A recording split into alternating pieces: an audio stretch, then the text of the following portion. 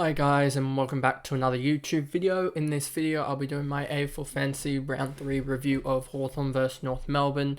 Before we get into it, remember to like and subscribe, as this channel's actually growing really well at the moment. Good views, good viewership, and yeah, gaining some subs along the way. So let's keep that up and let's continue to grow this community. So let's get into the game review, and this one's probably going to be a bad one for me to review because yep, I didn't think Day would go and do that. And now that he's gone and done and gone and scored 128, he beat his break even by 89, meaning he's probably going to go up by 70k or so. And then Sicily beat his break even by 29, meaning he'll go up by 20k or so. So now I'm just sort of hoping that, I guess, Duggan and McGrath hold firm so that I can be able to get Sicily and Will Day in next week. That's the plan at the moment. So onto the game, you have Moore just went off, and it was just really consistent pretty much. Yeah, he dropped off in the third quarter, only scoring 26, but yeah, aside from that, he was really consistent. He looked like the main ball carrier, and if you wanted to finish out your forward line, then I would suggest getting him in. But he looked really good, and yeah, that's why he's going to be a target for me probably in the future. Sicily is definitely a target at the moment. The way he can just go and what do you do here? Where's some runs? He went and scored I can't really find any runs here. Like here, he scored 11 in basically a minute, 12 in 30 seconds. Again, another 8 in 30 seconds. He goes on big runs where it's like, oh, he's on 30 odd, and then it's like, oh, he's on 50, like straight away. It's quite ridiculous.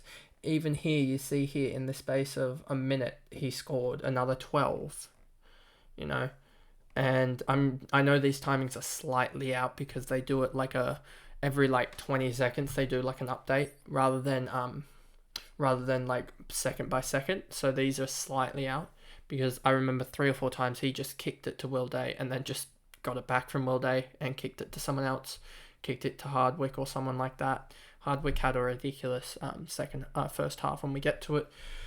Will Day, a ridiculous second half, really. And yeah, he's going to be one that you have to get in now because he's going to have a break even of probably 0 basically. And he could easily go up to 800k quite quickly here and really be of value at the moment because he's averaging 108. He could be a top 6 defender at the moment with the way that the Hawks just want to kick it around the back because they have nothing else to do, because it doesn't seem like they have much else.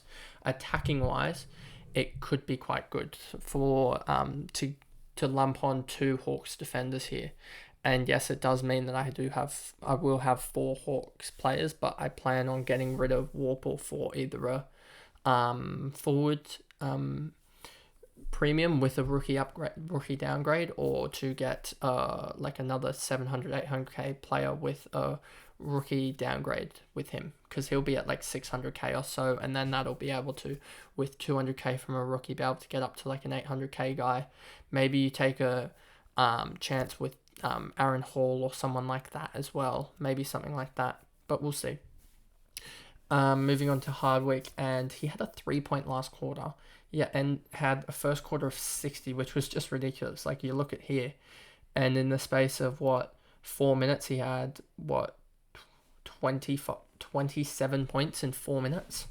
He went from being just on, he was relatively near the top of the scoring, and then in this space here he got 27 points, and it was just now he's current, and then he was 20 points up on everyone else, and it was quite a ridiculous spread. So I wouldn't say he's the best option, but definitely did really well in this game. I would like to see another game of his to see if he can withstand a 100 average or 90 average or so.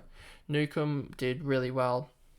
As in the inside game, I'm pretty sure he had a ridiculous amount of tackles.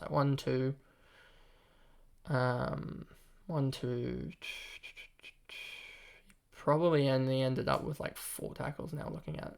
4, 5 tackles in the end, it looks like, but I'll search this up on here. Newcomb ended up with 5 tackles, so, and 7 marks, so that's really, really good. What we want 8+ between those two, as in those two combined for 8. So for him to get 7 and 5, that's really good. And if he can just get those disposals up, then it won't really matter if he dips below the sum to 8 of tackles and marks. So Scrimshaw did really well in the first half and really dropped off in the second, I guess, a little bit. So he was looking odds on for a big 120 score. I guess he was replaced by Will Day, scoring wise. So probably not the best option, but we'll just wait a week or two to see how he does, since this was his first game of the year. Morrison, I thought, was actually really, really good. Like, I kept on getting him confused with Warple because I was trying to watch out for Warple, but he seemed to pop up quite a lot and get a lot of disposals. I don't know what he ended up with. Let's check. Morrison ended up with 24 disposals, 7 marks, 2 tackles, so hitting that threshold again, which is really good. Then you have Cam Mackenzie, and this was really good to see. Like, yes, he did fall away in the second half, but that score is exactly what we needed from him. He's going to go up to probably close to 400k and really start that cash generation, which will really help, I guess, just him getting up to another good premium. And I was really, really happy that I did back him in the end to be on field, and he produced what he needed to do. And if we look at Cam Mackenzie here, you'll see 20 disposals, 3 marks, 9 tackles. I didn't expect him, honestly, to have those 9 tackles, but, you know, for him to get that, like, he had 1 free kick against and 1 behind where he should have probably kicked the goal, and that's the 100 points right there. And yeah, that would have been pretty good if he'd got the 100, but I can see it coming down the line. We just need him to not have a shocking game, and for him to be in the middle, or on the wing at least, because that seems to be getting a load of points. No one else here really outstanding. I mean, you have Ward here, who really didn't come into the game that well, but didn't start the game well, I should say, but came home strong. And then no one else really here. Brockman, that was really surprising out of a rookie, and but I'm probably not going to be accessing a rookie because I'm trying to fix up guys here. And then you have Frost, McDonald.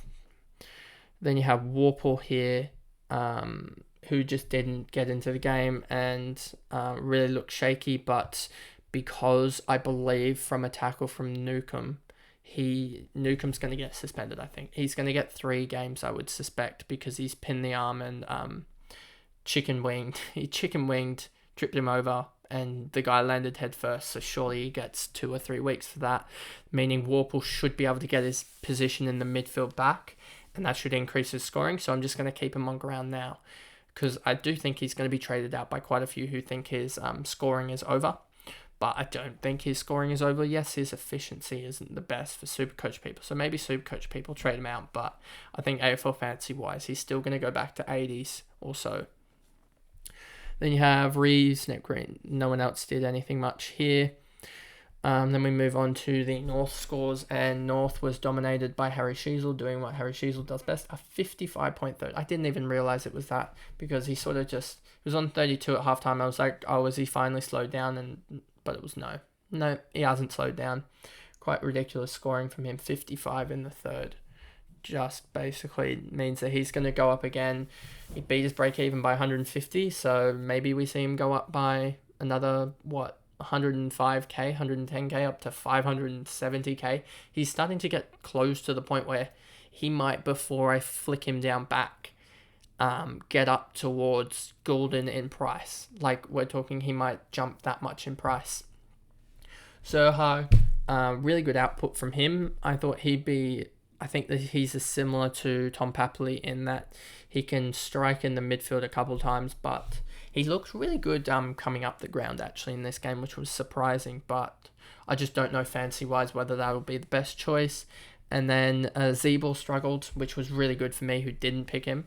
I didn't go for Zeeble or Setterfield this week, and neither of them went big, which was really, really big, as well as the fact that you had the LDU scratch, which meant that a lot of people kept him and had to field the likes of Hollands and Philippou and stuff like that. And I think it will show in today's games. This is filmed early at 11 a.m. on Sunday. In today's games later today, that really will pay off, that holding or not going for Zeeble and Setterfield this week. Phillips did really well. Maybe he's a guy that you can look at, but already I don't really want to sideways trade any rookies at this point. I want to be getting, unless he was to have like a negative break even, like a huge negative break even, I wouldn't go for him. So that's why maybe I go for, who was it? Brockman. But even that, he's at 260k though. I really wish he was at 200k, so that it would be like a 240, 250k rookie that has a negative 30 or so k break even, negative 30 break even. Cunnington, I have him in my draft league. I was really disappointed with the last quarter from him, but you know, when I have such a stacked squad, it's honestly fine that he's average, that he's in the 60s, and you know, I think he'll pick it up sometime. Sheezel started strong, went away early, and then all these guys really didn't do anything. Combin had a really strong start, but then fell out of the game when Hawks got on top, I guess. Bergman didn't do much, so happy I didn't select him. And then happy that I didn't go for Gota in the end, because he's really struggled this year and will drop dramatically, I think, in price, and that's pretty good. I guess for anyone that didn't own him, the very few that did, that sucks.